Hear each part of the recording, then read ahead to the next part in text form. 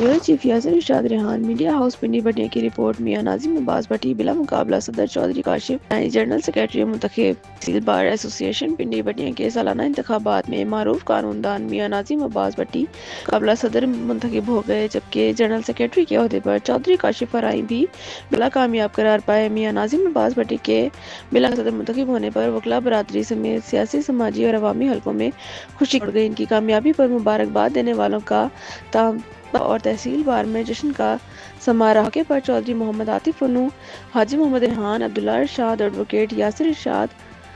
محمد امجد راہر اور حاجی فیاض احمد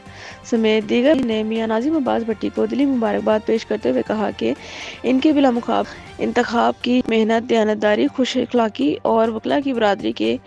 لیے گراں قدر کا واضح ثبوت ہے۔ مبارکباد دینے والوں نے اس امید کا اظہار کیا کہ میاں ناظم عباس بٹی بطور صدر اور چودھری کا بطور جنرل سیکرٹری تحصیل بار ایسوسی ایشن پنڈی بٹیا کو مزید فعال بنانے اور وکلائے الحق کے لیے مؤثر کردار ادا کریں گے۔